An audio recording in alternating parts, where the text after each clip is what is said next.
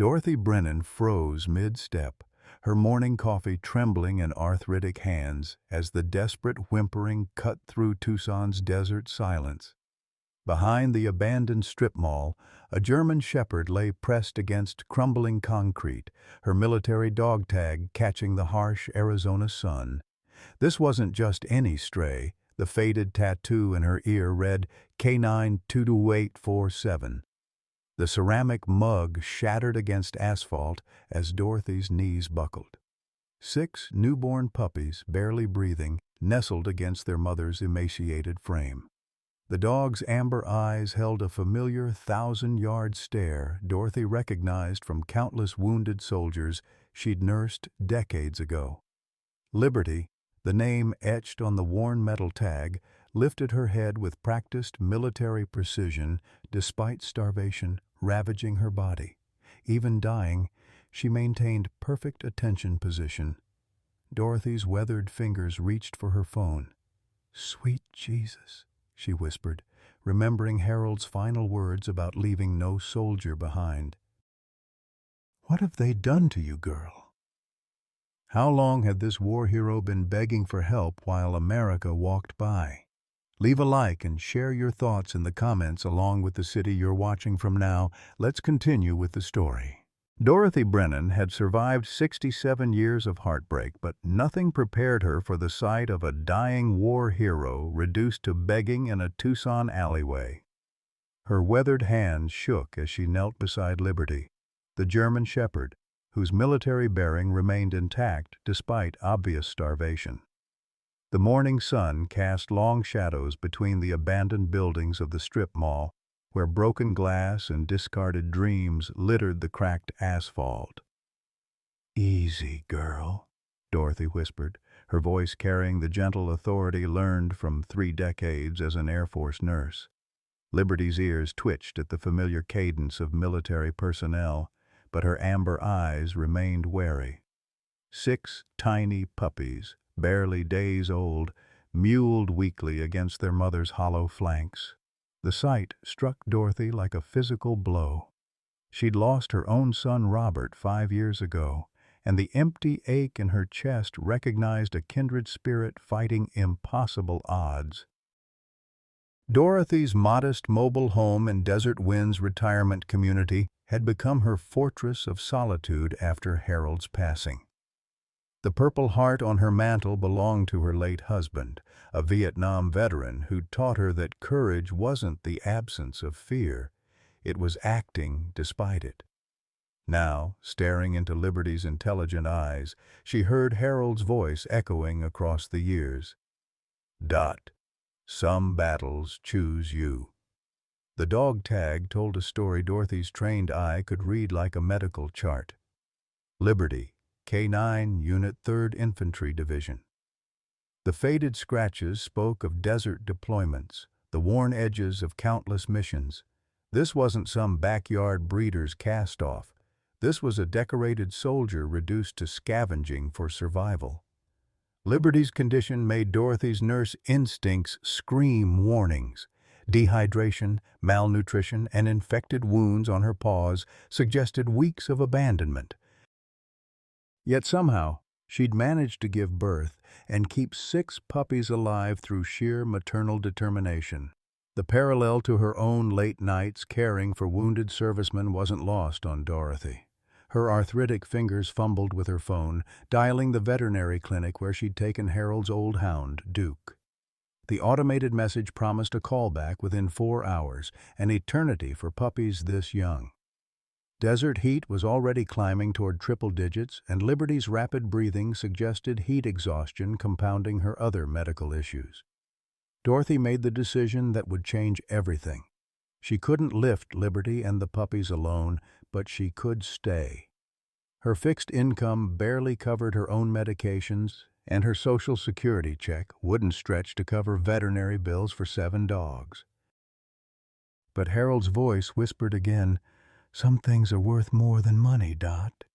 As she settled her creaking bones onto the hot concrete beside Liberty, Dorothy didn't know she was about to uncover a conspiracy that would shake her faith in everything she'd believed about honor, duty, and the price of freedom. The desert sun climbed mercilessly as Dorothy maintained her vigil beside Liberty, her phone buzzing with unanswered calls to animal control. By 10 o'clock, the concrete beneath them radiated heat like a griddle, and Liberty's panting had become labored. Dorothy had fashioned a makeshift shelter using her lightweight jacket, but it provided minimal relief from Arizona's unforgiving morning rays. "Come on, girl," Dorothy murmured, offering small sips of water from her cupped palm. Liberty's tongue, dry as sandpaper, lapped desperately at the moisture. The puppies had grown quieter, never a good sign in newborns. Their tiny bodies, no larger than hamsters, barely moved against their mother's depleted frame. Dorothy's back screamed in protest as she shifted position, but she'd endured worse during 12-hour shifts at Ramstein Air Base. She pulled out her phone again, this time calling her old friend from the VA hospital. "Doctor." Samuel Martinez had served as a field medic in Vietnam before becoming Tucson's most respected veterinarian. If anyone would understand the urgency, it would be Doc. "Dot, you sound rattled," came his gravelly voice after 2 rings. "Doc, I need you at the old strip mall on Speedway, behind the defunct Radio Shack. I've got a canine veteran and 6 newborns in critical condition." "Canine veteran? Dot, what are you?" "Just come, Sam, please." 30 minutes later, Doc Martinez's battered pickup rumbled into the alley. The 74-year-old veterinarian moved with surprising agility as he assessed the situation. His weathered hands, steady from decades of emergency surgeries, examined Liberty with professional efficiency. "Jesus, Mary, and Joseph," he whispered, checking Liberty's gums. "She's in severe shock. How long has she been like this?" "I found her at 7:30. Been here ever since." Doc's examination revealed the full scope of Liberty's condition. Severe malnutrition, dehydration, and what appeared to be complications from a difficult birth. Her paws were raw and infected from walking on hot pavement, and her hip showed signs of an old injury, probably from an IED blast, Doc noted grimly. "We need to get her to my clinic immediately," he said, preparing his mobile emergency kit. "These puppies won't survive another hour in this heat." As they worked to stabilize Liberty for transport, Dorothy noticed something that made her heart skip. Despite her weakness, Liberty responded to specific verbal cues with military precision. When Doc said stay, she immediately assumed a perfect attention position. When he commanded down, she complied instantly, even while protecting her puppies. "Doc, look at this dog tag," Dorothy said, holding up the worn medal. "K9 2847, 3rd Infantry Division."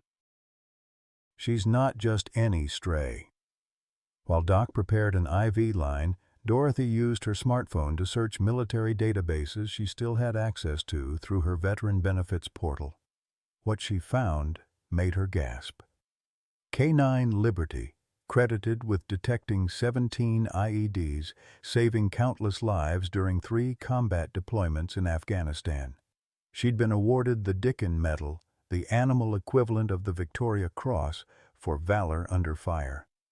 "Doc, this dog is a legitimate war hero," Dorothy said, her voice thick with emotion. "How does a decorated K9 veteran end up dying in an alley?" Before Doc could answer, the rumble of a diesel engine interrupted them. A rusty Ford F-150 pulled up, and a man in his 40s stepped out. His military bearing was unmistakable despite civilian clothes, but something was wrong with the picture. His eyes held the haunted look Dorothy recognized in too many veterans, and his hands shook as he approached. "That's my dog," the man said, his voice rough with suppressed emotion. "Her name's Liberty." Dorothy stood protectively between the stranger and Liberty. "Your dog?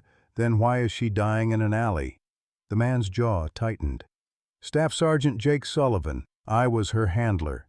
He pulled out a worn military ID and discharge papers. "I've been looking for her for weeks." "Looking for her?" Dorothy's voice rose with indignation. "She's been abandoned, starving, with newborn puppies. What kind of handler?" You don't understand, Jake interrupted, his voice cracking. That dog killed my son. The words hung in the desert air like a physical presence. Doc's hands stilled on the IV line, and Liberty's ears twitched at the sound of Jake's voice. Despite everything, her tail gave the faintest wag, muscle memory of loyalty overriding abandonment. My boy Mikey was her original handler, Jake continued, his voice barely above a whisper. 22 years old, full of dreams about making the world safer. Liberty was supposed to detect the IED that took him apart. She failed him, and now, he gestured helplessly at the scene. Now I can't even look at her without seeing his face. Dorothy felt the ground shift beneath her understanding. This wasn't simple animal abandonment. This was grief and guilt twisted into something dark and destructive. As she looked between Jake's haunted eyes and Liberty's trusting gaze, she realized she'd stumbled into something far more complex than a rescue mission. The ticking clock wasn't just Liberty's medical condition anymore, it was the race to untangle a tragedy that had already claimed one life and threatened to claim 7 more. The tension in the alley thickened like the desert heat as Jake Sullivan's words hung between them. Dorothy studied his face, the deep lines etched by grief, the way his hands trembled not from age but from something deeper. She'd seen that look before in the psychiatric wards at Ramstein, on soldiers who'd lost their entire squad and couldn't understand why they'd been spared. "Mr. Sullivan," Dorothy said carefully, her nursing instincts kicking in, "grief can make us blame the wrong things.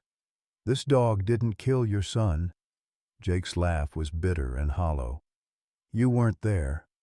You didn't see what I saw." He pulled out his phone with shaking fingers, scrolling to a video. "This is Mikey's last message home, 3 days before the blast." The phone screen showed a young soldier with Jake's eyes and a crooked grin, Liberty sitting perfectly at attention beside him. Mikey's voice carried across the years. "Hey, Dad. Liberty and I cleared another compound today. She's the best partner a guy could ask for. We're making a real difference here." Doc Martinez cleared his throat diplomatically. "Jake, I understand your pain, but this dog needs immediate medical attention. Whatever happened over there, she's dying now." "Maybe that's for the best," Jake muttered, then immediately looked stricken by his own words. Dorothy felt something snap inside her chest. "How dare you!" Her voice carried the authority of 3 decades commanding respect from colonels and generals alike. "This animal served her country with honor. She saved lives, American lives, and you're going to let her die because you need someone to blame for your son's death?" Jake's face flushed red. "You think I haven't tried to love her? You think I wanted to hate her?" His voice rose with each word. "Every morning for 6 months I looked at her and saw Mikey's last day. She was supposed to warn him. That's what she was trained for. That's what she failed to do." Liberty, despite her weakness, struggled to her feet at the sound of Jake's raised voice. Her military training overrode everything else as she positioned herself protectively in front of her puppies, but her eyes never left Jake's face. The devotion there was unmistakable. Even abandoned and dying, she still loved her handler's father. "Look at her," Dorothy commanded, pointing at Liberty's stance. "Even now, she's protecting what matters most, just like she tried to protect your son." Doc had been quietly working throughout the confrontation, getting IV fluids into Liberty and checking the puppy's vital signs. Now he looked up with the expression Dorothy remembered from emergency triage, the moment when a medical professional had to make life or death decisions. "We can continue this conversation at my clinic," Doc said firmly. "This dog has maybe an hour before we lose her, and these puppies need immediate warmth and nutrition." "Jake, I understand your feelings, but I won't let her die in this alley." Jake stood frozen, torn between walking away and facing the dog he blamed for his son's death. Dorothy saw the moment his military training won over his grief. Straightening his shoulders, he moved toward Liberty's makeshift shelter. "I'll help carry her," he said quietly. As they worked together to transfer Liberty and her puppies to Doc's truck, something shifted in the dynamic. Jake's hands, when they touched Liberty's fur, were gentler than his words had been. Liberty, despite her condition, relaxed slightly under the familiar touch of someone who knew how to handle military working dogs. "She's not just any German shepherd," Dorothy said as they secured Liberty in the truck bed. "I looked up her service record, 17 confirmed IED detections, 3 combat deployments, saved at least 12 documented lives. She's what they call a super dog, 1 in 10,000. Jake's jaw tightened. Then how did she miss the one that mattered? The drive to Doc's clinic was tense and quiet, except for Liberty's labored breathing and the soft whimpering of Puppies. Dorothy rode in the back with the dogs while Jake sat rigid in the passenger seat staring straight ahead. She noticed he kept glancing in the side mirror at Liberty, and each time his expression grew more conflicted. At the clinic, Doc's assistant Sarah was waiting with warming blankets and puppy formula. The next hour blurred together in a flurry of medical activity. IV lines, temperature monitoring, and the delicate process of supplemental feeding for the newborns. Liberty submitted to every procedure with the patience of a professional, though her eyes tracked Jake's every movement around the examination room. "Jake," Doc said during a quiet moment, "I've been treating military working dogs for 40 years. The failure rate for IED detection isn't 0. These dogs are incredible, but they're not machines. Sometimes the bombs are too well hidden, sometimes the wind carries the scent the wrong way, sometimes good soldiers die anyway," Jake finished, the fight going out of his voice. "Mikey used to say that, said Liberty gave him the best odds possible, but nothing was guaranteed." Dorothy watched Jake's face carefully. She'd seen this moment before, when blame started to crack under the weight of truth. "Mr. Sullivan, when you lost your son, did you lose Liberty too? Did you abandon her when you couldn't bear to look at her anymore?" Jake's silence was answer enough. His shoulders sagged as the full weight of his actions settled on him. "I took her to a shelter outside Phoenix, told them I couldn't keep her anymore. I thought someone else would adopt her. Military working dogs are supposed to be valuable." "That was 6 months ago?" Dorothy pressed gently. 4 months, Jake whispered. "I kept meaning to check on her, but every time I started to drive over there..." He trailed off, unable to finish. Doc looked up from examining the smallest puppy, his expression grave. "Jake, she's been on the streets for weeks, maybe months. Shelter dogs don't usually end up pregnant and living in alleys unless something went very wrong." The implications hung heavy in the air. Liberty hadn't been adopted. She'd either escaped or been abandoned again, had somehow survived on the streets, found a mate, given birth, and been struggling alone to keep her puppies alive while her own body failed. And through it all, she'd maintained her military bearing, her protective instincts, and her loyalty to the humans who had failed her. The following days blurred together in a haze of medical emergencies, heated phone calls, and growing community attention that neither Dorothy nor Jake had anticipated. Doc's clinic became ground zero for what the local news would eventually call the Liberty case, a story that exposed the dark underbelly of military working dog retirement and forced a small Arizona community to confront uncomfortable truths about honor, duty, and abandonment. Dorothy had insisted on staying at the clinic overnight, sleeping fitfully in a vinyl chair beside Liberty's kennel. The German Shepherd's condition had stabilized slightly with IV fluids and antibiotics, but Doc's prognosis remained guarded. The puppies, however, were thriving under the watchful care of the clinic staff, their tiny bodies growing stronger with each passing hour. Jake had disappeared after the first day, leaving only a terse promise to handle the paperwork. Dorothy assumed he'd returned to whatever hole he'd crawled into after abandoning Liberty, but she was wrong.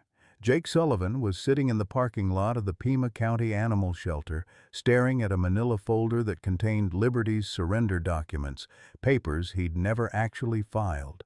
The truth was worse than abandonment.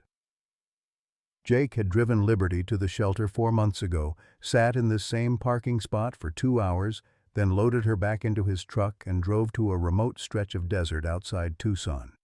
He'd opened the tailgate, ordered Liberty out, and driven away without looking back. His plan had been for her to become someone else's problem, maybe get picked up by animal control, maybe find her way to a new family. He'd told himself it was kinder than euthanasia. Now, reading the veterinary report Doc had texted him, Jake understood the full scope of his betrayal. Liberty hadn't just survived in the desert.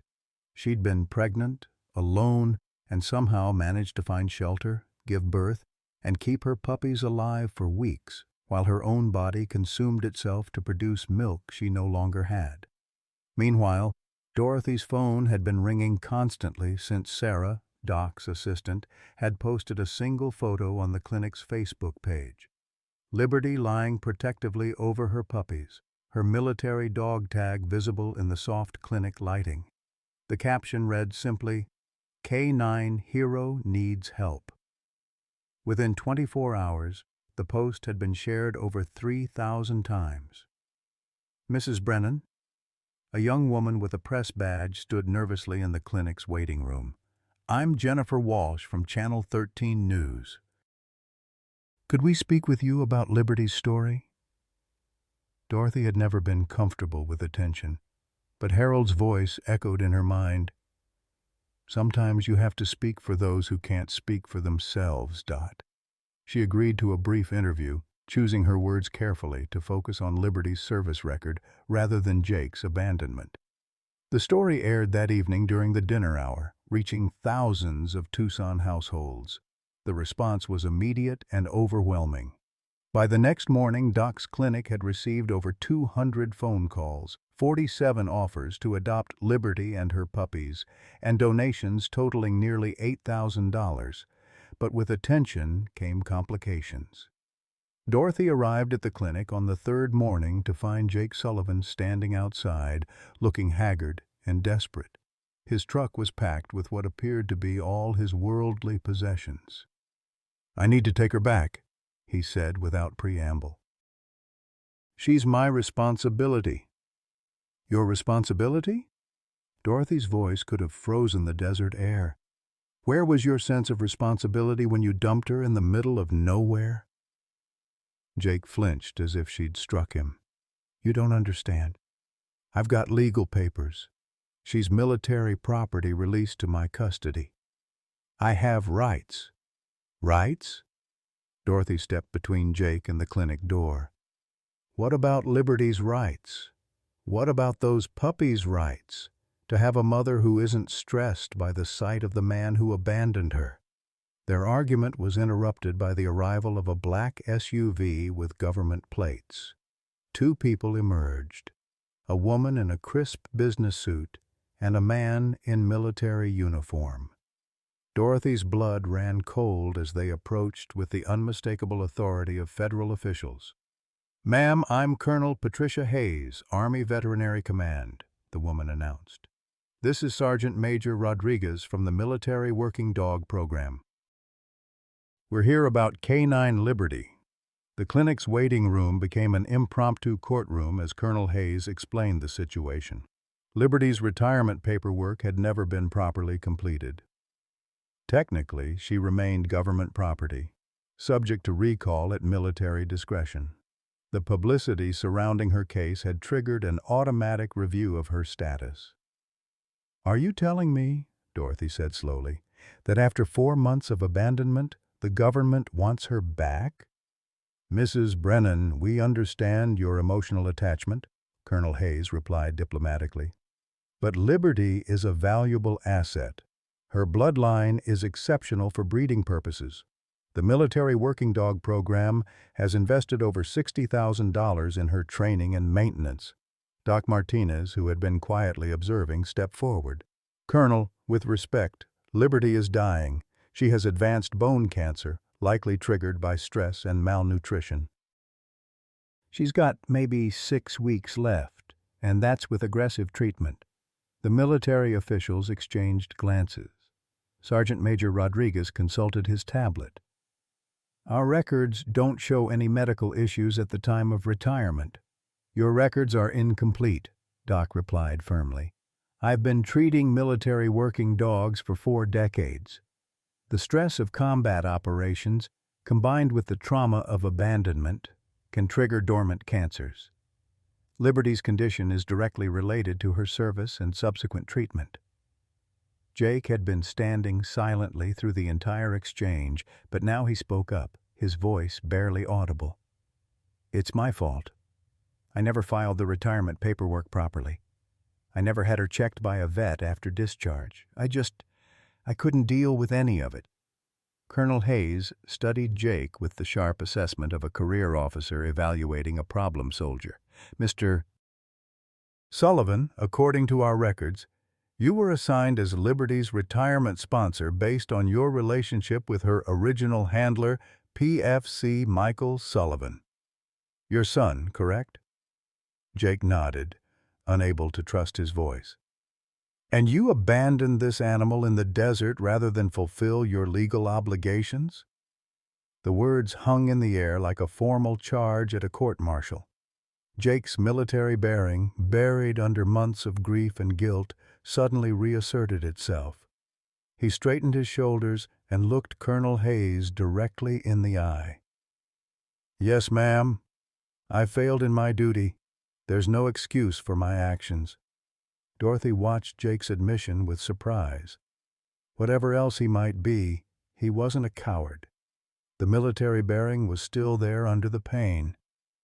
Mr. Sullivan, Colonel Hayes continued, Liberty's current condition makes her unsuitable for the breeding program. However, her publicity value as a symbol of military working dog sacrifice could be significant. We're prepared to authorize her retirement with full medical benefits, provided appropriate arrangements are made for her care. What kind of arrangements? Dorothy asked suspiciously. She would need to be placed with an approved military working dog retirement facility or qualified individual.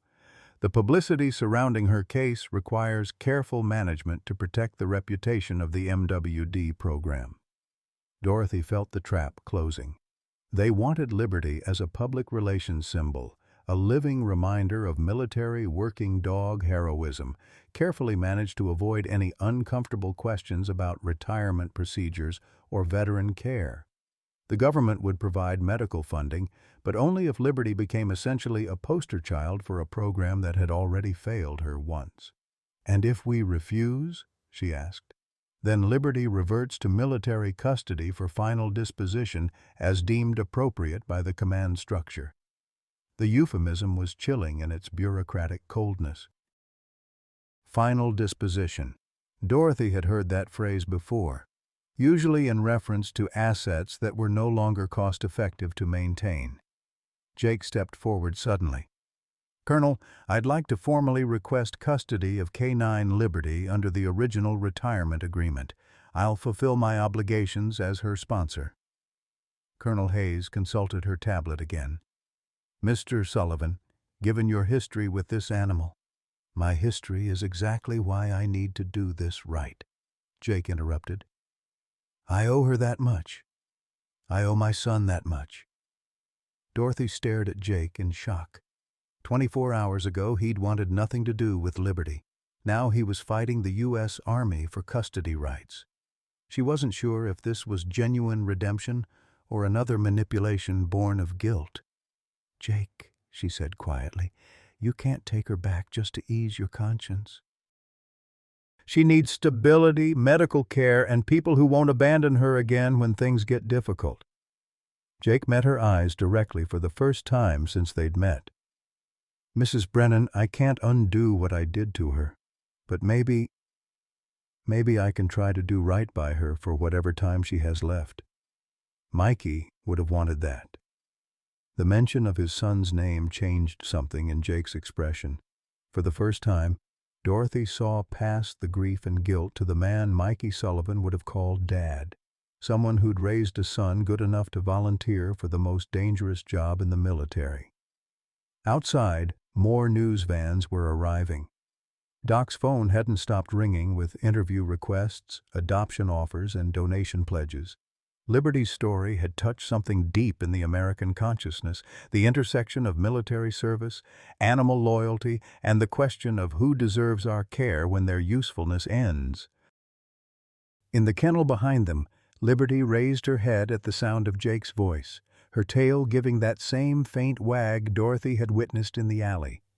Even after everything, the dog's loyalty remained intact, waiting for the humans to figure out what honor actually meant. The legal hearing that would determine Liberty's fate took place in a cramped conference room at the Pima County Courthouse, far from the media circus that had engulfed Doc's veterinary clinic. Dorothy arrived early, wearing her best dress, the navy blue one she'd worn to Harold's funeral, and clutching a folder containing printouts of Liberty's military commendations. She'd spent the previous night researching military working dog retirement protocols, uncovering a bureaucratic maze that seemed designed to abandon four-legged veterans as efficiently as their human counterparts. Jake Sullivan sat across the room looking like he'd aged 10 years in the past week. His civilian clothes were pressed and clean, but his hands shook as he reviewed his own stack of papers. Liberty's original retirement documents, veterinary records from her service years, and what appeared to be a letter written in a young soldier's careful handwriting. Colonel Hayes had brought reinforcements. A military lawyer whose crisp uniform and briefcase suggested this hearing carried implications far beyond one dying dog's custody. The room also held representatives from 3 different animal welfare organizations, a reporter from the Arizona Republic who'd somehow gained access, and Judge Margaret Castellanos, a stern woman in her 60s whose reputation for cutting through bureaucratic nonsense was legendary in Tucson legal circles.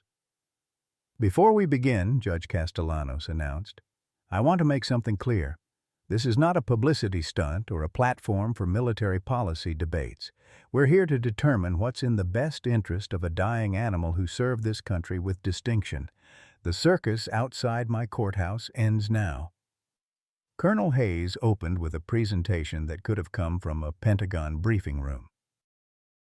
Liberty's service record, displayed on a laptop screen, was genuinely impressive. 3 deployments, 17 confirmed IED detections, 0 false positives, commendation for valor under fire. The subtext was clear: this dog was too valuable, symbolically if not practically, to be left in civilian hands without military oversight. "Your Honor," Colonel Hayes concluded, "the military working dog program represents a significant taxpayer investment. K9 Liberty's training and maintenance cost exceeded $60,000. Her bloodline, despite her current medical condition, carries genetic markers that could benefit future generations of military working dogs. The Army respectfully requests custody be awarded to an approved military working dog retirement facility where she can receive appropriate care while serving as an educational ambassador for the program." Dorothy felt her heart sink. The military's proposal sounded reasonable, even generous, until she remembered Liberty lying in that alley, abandoned and forgotten despite all her service. She watched Jake's face carefully as Colonel Hayes spoke, noting how his jaw tightened at the phrase, "educational ambassador." Jake's lawyer, a tired-looking public defender who'd volunteered for the case after reading about it in the newspaper, stood up next. His presentation was less polished but more personal. He displayed photos of Liberty and Mikey together, training exercises, quiet moments between deployments, and one particularly poignant image of the young soldier and his dog sharing an MRE in what appeared to be a forward operating base. "Your Honor, PFC Michael Sullivan specifically requested that his father serve as Liberty's retirement sponsor." This wasn't a bureaucratic assignment. It was a dying son's final wish that his father care for the partner who'd kept him alive for 3 tours of duty. Mr. Sullivan's actions following his son's death were inexcusable, but they were also the result of untreated grief and trauma. He's now prepared to fulfill his original obligation. Jake stood up slowly, his military bearing evident despite the civilian clothes. "Your Honor, I need to say something." Judge Castellanos nodded. "Go ahead, Mr. Sullivan. I failed my son when I abandoned Liberty. Mikey trusted me to take care of her, and I let my grief turn me into someone he wouldn't recognize." Jake's voice was steady but strained. "I can't undo what I did, but I can try to honor his memory by doing right by Liberty for whatever time she has left." Dorothy watched this exchange with growing unease.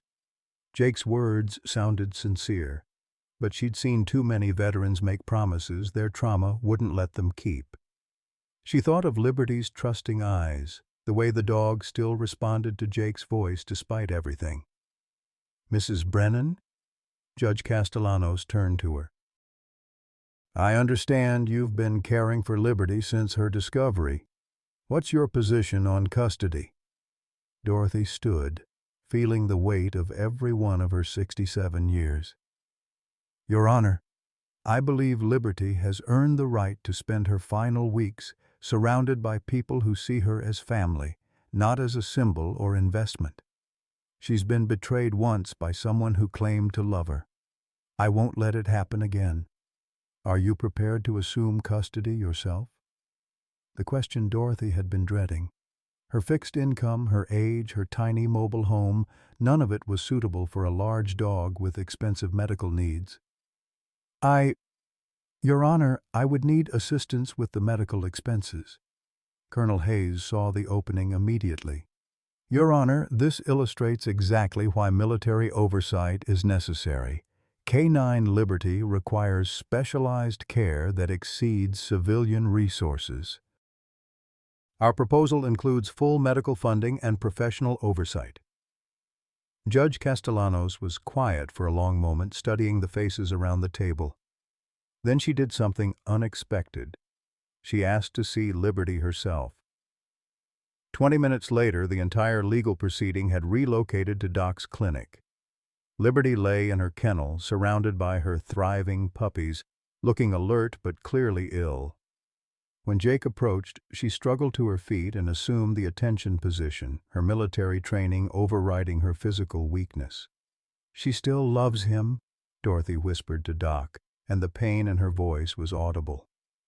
Colonel Hayes knelt beside the kennel, speaking to Liberty in the authoritative tone of someone accustomed to working with military animals. Liberty responded appropriately, but without enthusiasm. When Dorothy approached, however, Liberty's entire demeanor changed. Her tail wagged weakly, and she pressed her muzzle against the kennel door. Judge Castellanos observed these interactions with the sharp eye of someone accustomed to reading human and animal behavior. "Dr. Martinez, what's your professional assessment of Liberty's condition and prognosis?" Doc didn't sugarcoat his answer. "Bone cancer, advanced, with aggressive treatment, chemotherapy, pain management, specialized nutrition. She might have 8 to 12 weeks. Without treatment, maybe 2 weeks. The stress of relocation or institutional care would likely accelerate the progression." "And the puppies?" "Healthy and ready for adoption. They've been weaned and are gaining weight appropriately." Judge Castellanos turned back to the assembled group. "I've heard compelling arguments from everyone. Colonel Hayes, your concerns about taxpayer investment and program integrity are valid. Mr. Sullivan, your desire to honor your son's wishes is admirable. Mrs. Brennan, your compassion is evident." Dorothy held her breath. "However, this case isn't about human needs or institutional interests. It's about what's best for Liberty in her final weeks." The judge paused, looking directly at the dog in question. "Liberty's service earned her the right to dignity and comfort. She's shown clear preference for Mrs. Brennan's care. and Dr. Martinez confirms that minimal stress is crucial for her remaining quality of life. Colonel Hayes started to object, but Judge Castellanos held up her hand. I'm awarding temporary custody to Mrs. Brennan with the following conditions. The military will provide full funding for Liberty's medical care. Mr. Sullivan will contribute to daily care expenses within his means, and both parties will work together to ensure Liberty's comfort. This arrangement remains in effect until Liberty's natural passing. Dorothy felt tears streaming down her face. Liberty was coming home with her. But Jake's expression had gone rigid with something approaching panic. Your Honor, I need to ask, what happens to the puppies? The question Dorothy had been avoiding finally hung in the air between them. 6 healthy German Shepherd puppies, each carrying Liberty's bloodline and their father's unknown genetics. The military wanted them for breeding evaluation, while dozens of civilian families had applied for adoption. The puppies are a separate matter, Judge Castellanos replied. They'll be handled through normal adoption procedures, with preference given to qualified military and veteran families. Dorothy saw Jake's face crumble. She realized suddenly that his fight for liberty wasn't just about guilt or redemption. It was about holding on to the last connection to his son. Mikey would never meet these puppies, but they were part of Liberty's legacy, and Liberty had been part of Mikey's life. Jake, she said quietly, surprising herself, there's a small puppy, the runt of the litter. She's been struggling to keep up with her siblings. She might need extra care. Jake looked at her with naked hope. Are you suggesting? I'm suggesting that if you're serious about honoring your son's memory, maybe you start with something smaller than Liberty. Maybe you prove you can handle the responsibility before asking for more. It wasn't forgiveness, not yet.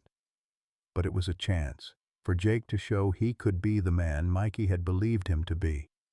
For Liberty to have familiar faces during her final weeks, and for one little puppy to bridge the gap between abandonment and redemption. As they left the courthouse, Dorothy couldn't shake the feeling that the real test was just beginning.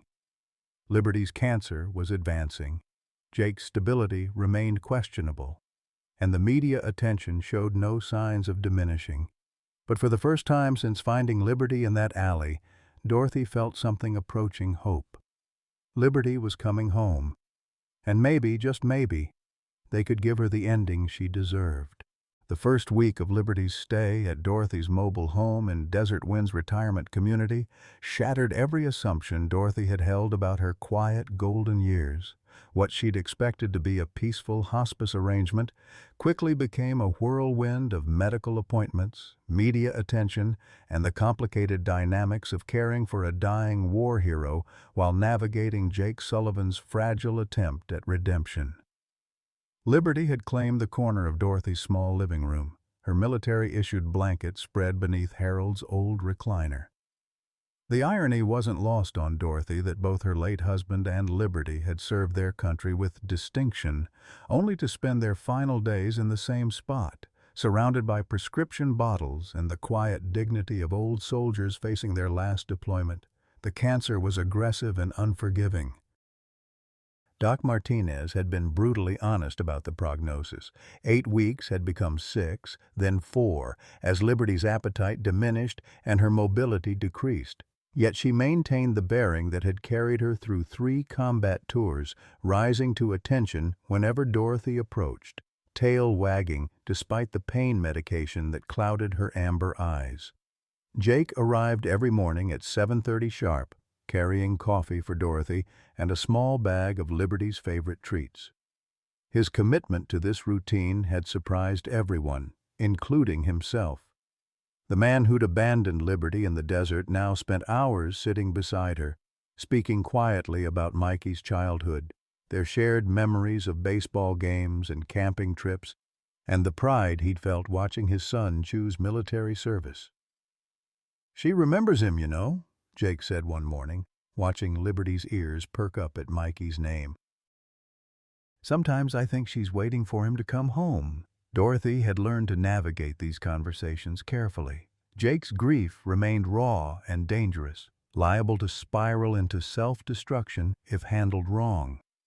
But she'd also seen genuine change in him. The way he'd adapted his schedule around Liberty's medication times, how he'd researched canine cancer treatments with obsessive thoroughness, the tenderness in his voice when he spoke to Liberty about her son. The puppy arrangement had evolved naturally. Hope, the smallest of Liberty's offspring, had indeed required extra care, and Jake's daily visits had gradually extended to include feeding sessions and basic training exercises. Dorothy watched him work with the tiny German shepherd, seeing glimpses of the man Mikey had called Dad, patient, consistent, and fiercely protective. "She's got her mother's eyes," Jake observed one afternoon as Hope demonstrated her ability to sit on command. Mikey always said Liberty saw everything, understood everything. Maybe this little one inherited that. But the peaceful routine was constantly interrupted by reminders of Liberty's celebrity status. Phone calls from reporters, letters from school children, and a steady stream of visitors who'd read about her story in newspapers across the country. Dorothy had established strict visiting hours to protect Liberty's energy, but the attention was overwhelming for someone accustomed to anonymity. The most difficult visitors were other military families. A Gold Star mother from Phoenix drove 2 hours to meet Liberty, explaining that her son had also worked with military dogs in Afghanistan. She sat quietly beside Liberty for an hour, tears streaming down her face as she whispered stories about her boy to a dog who seemed to understand every word. "They carry our children's memories," the woman had told Dorothy before leaving. "These dogs were the last ones to see them alive, to know them as they really were. There's something sacred in that." Dorothy began to understand that Liberty's story resonated so deeply because it represented every military family's fear, that their sacrifice might be forgotten, that their loved ones might die unremembered and uncelebrated. Liberty became a symbol of fidelity in a world that seemed increasingly disposable, a reminder that some bonds transcend death. The medical expenses mounted quickly despite the military's promised funding. Chemotherapy treatments, pain management medications, and specialized nutrition created bills that exceeded Dorothy's monthly Social Security check. Colonel Hayes had been true to her word about military funding, but the bureaucratic process moved slowly while Liberty's needs were immediate. Jake surprised everyone by liquidating his truck to cover the gap. "It's not enough," he admitted to Dorothy, "but it's what I can do. Mikey would have done the same for me." The gesture revealed the depth of Jake's transformation. The man who'd abandoned Liberty was now sacrificing his primary means of transportation to ensure her comfort. Dorothy watched him walk the 3 miles from his apartment to her mobile home each morning, carrying coffee and treats, never complaining about the heat or distance. "You don't have to do this every day," she told him one particularly scorching morning. "I can manage her care alone." Jake's response was immediate and firm. "No, ma'am, I made a promise to my boy. I'm not breaking it again."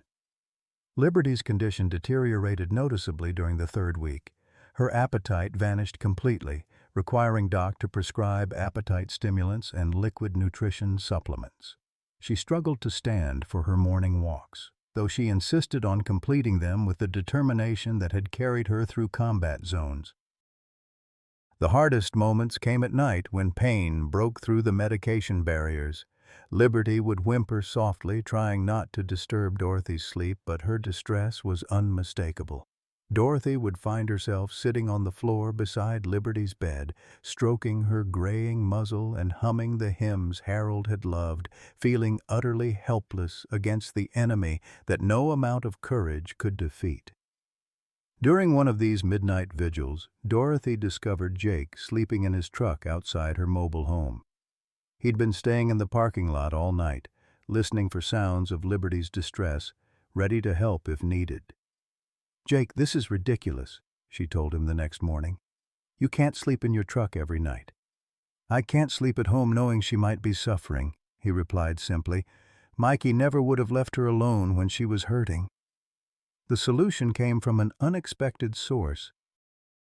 Emma, Jake's 8-year-old granddaughter, had been visiting Liberty regularly with her mother, Sarah. Emma had autism spectrum disorder and had rarely spoken more than a few words to adults outside her immediate family. But Liberty seemed to unlock something in the child. She would sit quietly beside the dog for hours, reading aloud from picture books or simply stroking Liberty's fur with the gentle confidence of someone who understood vulnerability. "Grandpa Jake needs to stay here," Emma announced during one visit, her directness cutting through adult complications. "Liberty needs her pack." Sarah, Jake's ex-daughter-in-law, had been watching these developments with cautious hope. Her relationship with Jake had been strained since Mikey's death, complicated by his drinking and withdrawal from family responsibilities. But watching him care for Liberty, seeing him rebuild the discipline and compassion that had made Mikey proud to call him Dad, was slowly healing old wounds. "There's a fold-out couch in the living room," Sarah suggested quietly, "if Dorothy doesn't mind the company." Dorothy looked around her small mobile home, calculating space and privacy concerns. Then she looked at Liberty, whose tail gave the faintest wag at the sound of Jake's voice, and the decision became simple. "Liberty served her country," she said. "The least I can do is billet her support team." Jake's presence in the house changed the entire dynamic. His military experience with animal care complemented Dorothy's nursing background, creating a seamless routine of medications, physical therapy, and comfort measures. More importantly, Liberty visibly relaxed with Jake nearby, her anxiety decreasing as her pack reformed around her. But even as the human relationships healed, Liberty's physical decline accelerated. Doc's latest examination revealed that the cancer had spread to her lungs, explaining the breathing difficulties that had developed over the past week. The original prognosis of 4 weeks was now optimistic. "How long?" Dorothy asked quietly, though she already knew the answer from Doc's expression. "Days, maybe 2 weeks if we're lucky. I'm sorry, Dorothy. We've done everything we can." That night, Dorothy sat beside Liberty's bed while Jake maintained his vigil in the recliner nearby. Liberty's breathing was labored but peaceful, her eyes clear despite the pain medication. She looked between Dorothy and Jake with an expression that seemed almost satisfied, as if she understood that her final mission was nearly complete. "She brought us together," Dorothy whispered to Jake. "A dying dog taught 2 broken people how to be a family again." Jake nodded, his voice thick with emotion. "Mikey would be proud of her. She's still saving lives, even now." Outside, the desert night was quiet except for the distant sound of traffic on the interstate. Inside the small mobile home, 3 souls, 2 human and 1 canine, faced the approaching end with the grace that comes from duty fulfilled and love finally understood. Liberty's war was almost over, but her victory was complete. The morning Dorothy had been dreading arrived with deceptive tranquility. Liberty hadn't touched her food in 2 days, and her breathing had become shallow and irregular despite the oxygen concentrator Doc had delivered. Jake sat in Harold's old recliner, holding vigil through another sleepless night, while Dorothy dozed fitfully on the couch nearby. The small mobile home felt suspended in time, waiting for an ending everyone could see approaching, but no one wanted to acknowledge. At 5:30 a.m., Liberty struggled to her feet with a determination that surprised both her caregivers. Her legs trembled with the effort, but she managed to walk to the sliding glass door that led to Dorothy's tiny patio, whimpering softly to be let outside. "She wants to see the sunrise," Jake said quietly, understanding immediately. Military working dogs often sought solitude when they sensed the end approaching, a final dignity rooted in their wild ancestry. Dorothy opened the door, and Liberty stepped onto the concrete patio with careful, measured steps. The desert air was cool and sweet with the scent of blooming Palo Verde trees. She positioned herself facing east, sitting at perfect attention despite the cancer eating away at her bones. Jake and Dorothy flanked her, their hands resting gently on her shoulders as the first rays of Arizona's sun painted the Catalina Mountains gold. "She's beautiful," Dorothy whispered, seeing past the illness to the magnificent animal Liberty had always been. They remained like that for 20 minutes, three souls sharing a moment of perfect peace. Then Liberty's breathing became more labored, and she looked back toward the house with an expression Jake recognized from combat zones, the look of a soldier preparing for the final mission. The crisis hit without warning at 11 a.m. Dorothy was preparing Liberty's medication when she heard Jake's sharp intake of breath. Liberty had collapsed in the living room, her body convulsing as she struggled to breathe. Her eyes, still alert and intelligent, found Jake's face and held his gaze with the trust of a partner who'd never doubted her handler's commitment. "Call Doc," Jake commanded, his military training taking over as he positioned Liberty to ease her breathing. "Tell him to come now." Doc Martinez arrived within 15 minutes, his emergency kit already prepared for this moment. His examination was brief and devastating. "Her lungs are filling with fluid. The cancer has spread throughout her respiratory system. We can keep her comfortable, but—" He didn't need to finish. Everyone in the room understood that comfort was now the only gift they could offer. The next few hours blurred together in a haze of medication adjustments and quiet conversations. Liberty drifted in and out of consciousness, but each time she woke, she sought eye contact with the humans around her as if checking that her pack remained intact. Sarah arrived with Emma, who crawled carefully onto the floor beside Liberty and began reading from Where the Red Fern Grows, her young voice steady and clear. By late afternoon, Liberty's condition had stabilized into what Doc recognized as the final plateau, a brief period of clarity before the end. She was lucid but weak, her breathing shallow but not distressed. Jake knelt beside her, his weathered hands gentle on her graying muzzle. "I need to tell you something, girl," he whispered, his voice breaking. "It wasn't your fault. What happened to Mikey? It was never your fault." Liberty's tail moved slightly, acknowledging his words.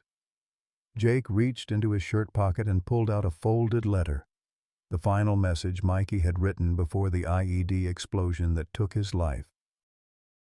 Jake had carried it for 8 months, unable to read it, but now he unfolded the pages with trembling fingers. "This is from your boy," he told Liberty. "He wrote it the night before everything changed." Jake's voice was steady as he read aloud, "Dad, if you're reading this, something happened to me. I need you to know that Liberty is the best partner I could have asked for. She saved my life more times than I can count, and she deserves better than the bureaucracy usually gives retired MWDs. Take care of her for me. She's not just a dog, she's family." The letter continued with specific instructions about Liberty's care, her favorite foods, and the commands she responded to best. But the final paragraph was what broke Jake's heart. "Liberty knows things before they happen. She tried to warn me about the road where we got hit, but I ignored her because of the civilian casualties we could have saved. Don't blame her for my choice, Dad. Blame me for not listening." Dorothy felt tears streaming down her face as Jake finished reading. The truth had been there all along, buried in a letter Jake had been too devastated to open. Liberty hadn't failed to detect the IED. She'd tried to warn Mikey, who'd chosen to ignore her alert to save civilian lives. The young soldier's heroism had cost him everything, but Liberty had carried the blame for 8 months while Jake spiraled into guilt and alcohol. "She was trying to tell me," Jake whispered to Liberty. "All those times she pulled away from that road, all those times she hesitated. She knew, didn't she?" Liberty's eyes met his, and Jake saw forgiveness there, as if she'd been waiting for him to understand the truth that had separated them. Her breathing grew more peaceful, the tension leaving her body as Jake's words released her from a burden she'd carried alone. Doc checked his watch discreetly, then caught Dorothy's eye and shook his head slightly. Time was running short, and he'd seen enough dying animals to recognize the signs. Liberty's pulse was weakening, her body temperature dropping as her systems began shutting down. "Jake," Dorothy said gently. "She needs to hear about Mikey. Tell her about the good times." Jake's voice grew stronger as he shared memories. Mikey's high school graduation, where he'd announced his intention to join the Army.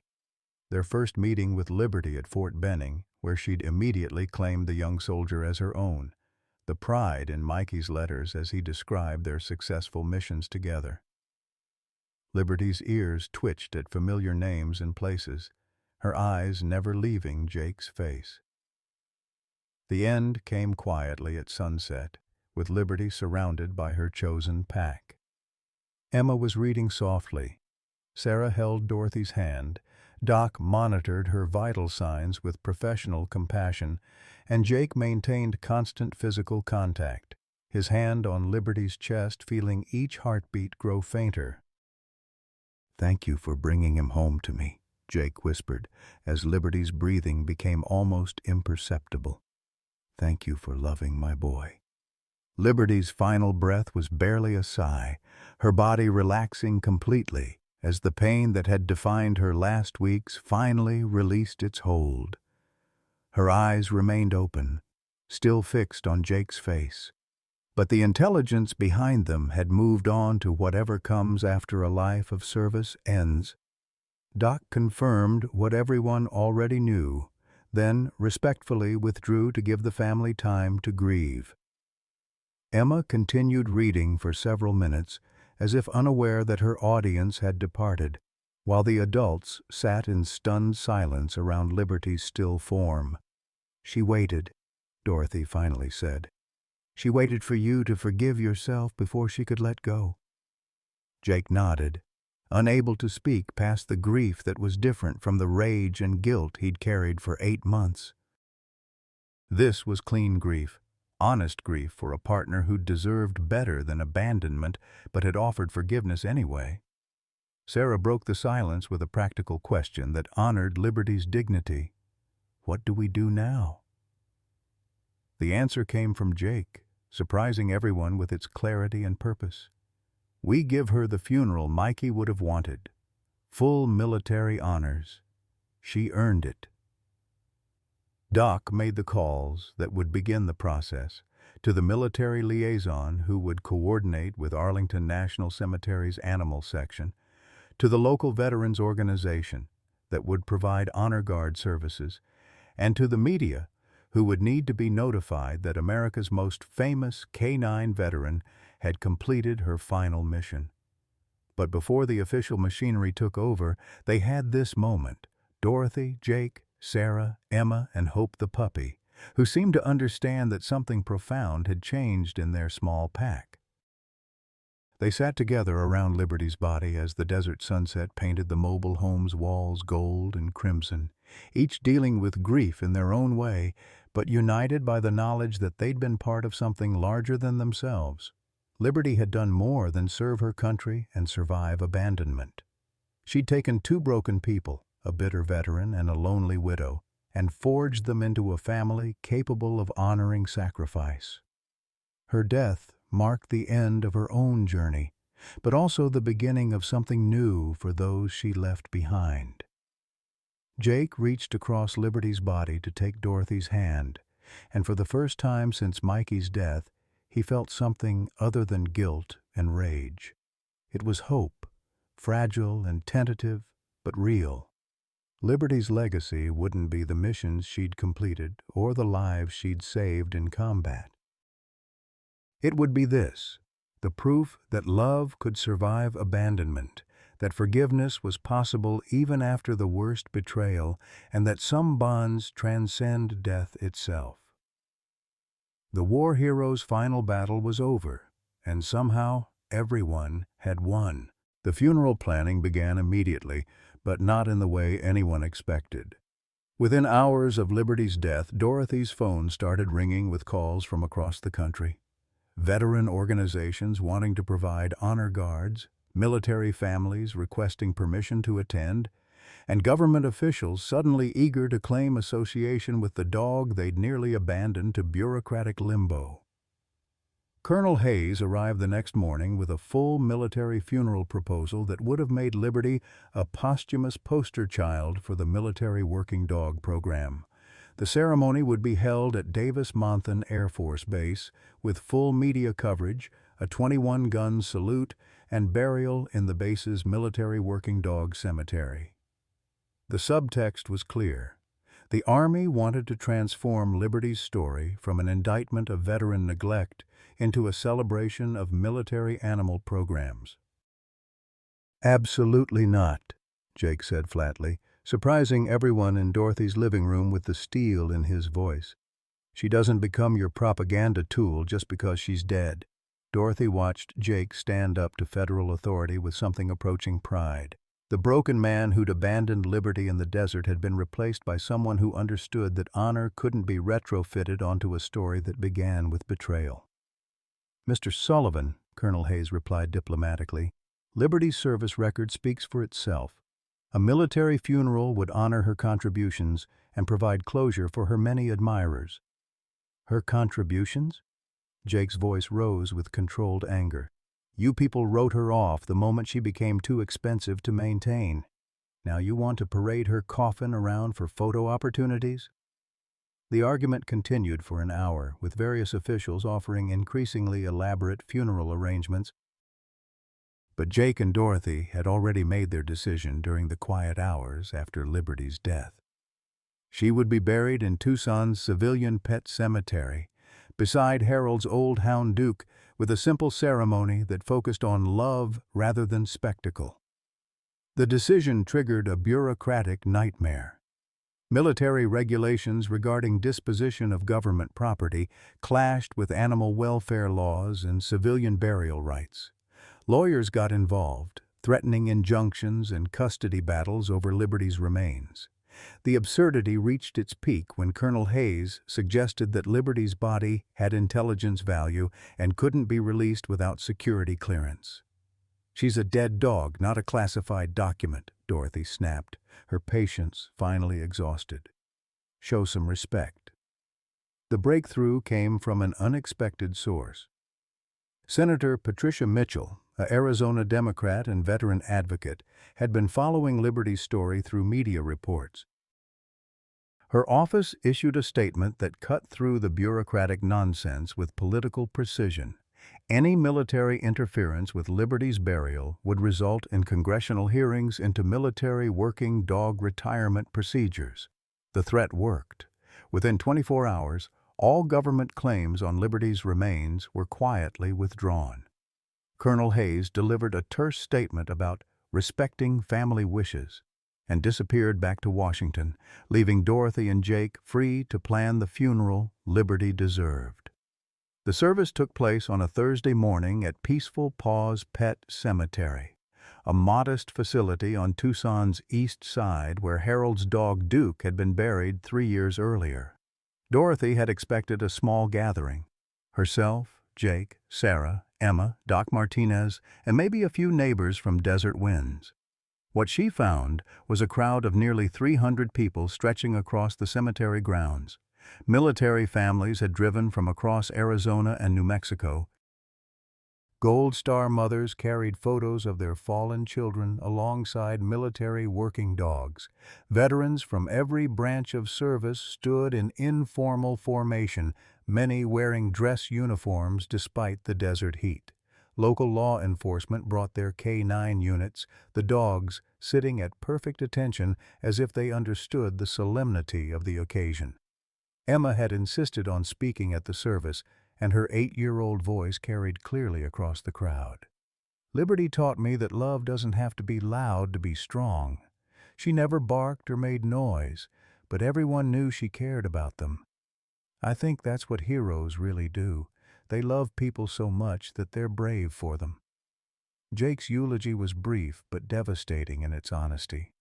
He spoke about failure and forgiveness, about the difference between guilt and grief, and about how Liberty had taught him that redemption was possible even after the worst betrayal. When he finished, there wasn't a dry eye in the cemetery. But the most powerful moment came when Sarah approached the simple wooden casket Dorothy had chosen, carrying Hope, Liberty's smallest puppy, now 12 weeks old and growing stronger each day. Hope placed her tiny paws on the casket's edge and whimpered softly, not in distress, but in what sounded remarkably like a final goodbye. The burial itself was conducted with military precision by a volunteer honor guard from the local VFW post. They folded the American flag that had draped Liberty's casket and presented it to Jake with the words traditionally reserved for human veterans. "On behalf of a grateful nation, we present this flag in recognition of your loved one's faithful and dedicated service." Jake accepted the flag with hands that no longer trembled, his military bearing fully restored by the weight of genuine honor. As the casket was lowered into the ground beside Duke's grave, a bugler played taps while 300 people stood in respectful silence. The reception at Dorothy's mobile home was crowded beyond capacity, spilling out onto the community's common areas as neighbors provided additional space and refreshments. Stories were shared, other military families' experiences with working dogs, tales of animals who'd served with distinction only to be forgotten in retirement, and quiet conversations about the gap between military rhetoric and veteran reality. Dr. Rodriguez, a military veterinarian who'd driven from Fort Huachuca, pulled Dorothy aside with information that would have changed everything if it had come earlier. Liberty's medical records from her service years showed early signs of bone cancer that had been noted but not treated due to deployment requirements. Her abandonment hadn't caused the cancer, but the stress had certainly accelerated its progression. She should have been retired earlier for medical reasons, Dr. Rodriguez admitted quietly. But we needed experienced dogs in theater, and she was performing well despite the early symptoms. It's a decision I regret. Dorothy absorbed this information with the stoicism of someone who'd seen too many medical mistakes to be shocked by another one. Liberty had been failed by the system at multiple levels: medical, administrative, and personal. But she'd also been saved by the basic human decency of people willing to act when institutions failed. As the crowd thinned and evening approached, Dorothy found herself sitting on her patio with Jake, Sarah, Emma, and Hope. The puppy was growing rapidly, showing signs of her mother's intelligence and her father's gentle temperament. Jake had been training her with remarkable patience, and the bond between them was already strong. "What happens now?" Sarah asked, voicing the question they'd all been avoiding. Jake's answer surprised everyone with its completeness. He'd been sober for 3 weeks, attending AA meetings daily and working with a counselor who specialized in veteran grief. Sarah had agreed to give their relationship another chance, moving back to Tucson with Emma to rebuild their family. Most importantly, Jake had applied to become a certified trainer for military working dog retirement programs. "Liberty taught me something," he said, watching Hope practice basic commands in Dorothy's small yard. "Dogs don't stay broken just because their handlers do. They keep believing in the partnership even when we fail them. Maybe that's what we owe them, to become worthy of their trust again." Dorothy felt a warmth in her chest that had nothing to do with the desert evening.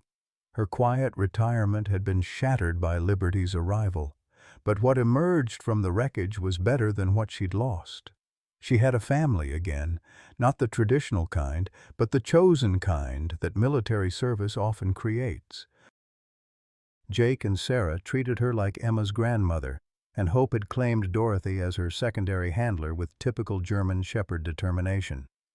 The financial support that had poured in during Liberty's final weeks had been redirected into establishing the Liberty Legacy Foundation, a nonprofit dedicated to supporting retired military working dogs and their handlers. Jake would serve as program director, using his experience with Liberty to help other veterans navigate the complex emotions that came with caring for traumatized animals. Emma's autism symptoms had improved dramatically during her time with Liberty and Hope, leading to conversations about animal-assisted therapy that could help other children. Her connection with military working dogs seemed almost supernatural. She could calm agitated animals and communicate with them in ways that impressed even experienced trainers. As the stars emerged over the Sonoran Desert, Dorothy reflected on the chain of events that had begun with a dying dog in an alley. Liberty's story had exposed systemic failures in military animal care, triggered policy discussions at the highest levels of government, and inspired legislation that would protect future generations of working dogs. But more than that, Liberty had proven that redemption was possible for everyone willing to do the hard work of becoming better. Jake had transformed from a bitter man consumed by guilt into someone capable of honoring his son's memory through service to others. Dorothy had discovered that her life's final chapter could be its most meaningful, filled with purpose and genuine family connections. Hope looked up at the adults surrounding her, tail wagging with the boundless optimism of youth. She carried her mother's genes and her father's unknown legacy, but more importantly, she carried the love and lessons of humans who'd learned that true honor came not from never falling, but from getting up every time they did. Liberty's war was over, but her victory would endure in the lives she'd changed and the love she'd made possible. Some heroes wear uniforms, others have 4 legs and loyal hearts. The best ones, Dorothy had learned, were those who saved their humans not through dramatic gestures, but through the simple, persistent belief that everyone deserves another chance to be worthy of unconditional love. As Jake gathered Hope into his arms and Sarah took Emma's hand, Dorothy felt Harold's presence in the evening breeze. Her husband's final words echoed in her memory. "Leave no soldier behind, Dot. Not the 2-legged ones, and not the 4-legged ones either." Mission accomplished, she thought, watching her chosen family head home together. Liberty's legacy was secure in the hands of those who'd learned to love the way she had, completely, forgively, and without reservation. The desert night was peaceful, filled with the promise of tomorrow and the satisfaction of duty fulfilled. Some stories end in tragedy, but the best ones end in hope. Liberty's tale belonged firmly in the second category, a reminder that love really could conquer abandonment, and that heroes came in all shapes and sizes, sometimes with 4 legs and hearts big enough to save everyone they touched. Liberty's story reminds us that our greatest years aren't behind us. They're waiting to be written. At 67, Dorothy Brennan thought her purpose had ended with widowhood and an empty nest. Yet when she found a dying war hero in an alley, she discovered that life's most meaningful chapter was just beginning. Like Dorothy, many of us carry untapped reserves of compassion, wisdom, and strength that younger generations desperately need. We've weathered storms that would break others, accumulated knowledge that can't be Googled, and developed patience that only comes with surviving real loss. Liberty didn't just save Jake Sullivan from his guilt, she showed Dorothy that loneliness is a choice, not a sentence. The mobile home that once echoed with silence became filled with purpose, laughter, and the kind of chosen family that military service teaches us to value. Your husband's recliner, your quiet mornings, your fixed income, these aren't limitations. They're the foundation for something extraordinary waiting to happen. Every abandoned dream, every what if, every moment you've thought it's too late. Liberty's story proves otherwise. The question isn't whether you're too old to make a difference. It's whether you're brave enough to let something make a difference in you. What liberty in your life are you walking past without noticing? If you could start one meaningful project tomorrow, regardless of your age or circumstances, what would it be? Share your thoughts in the comments below. Your story might be exactly what someone else needs to hear today.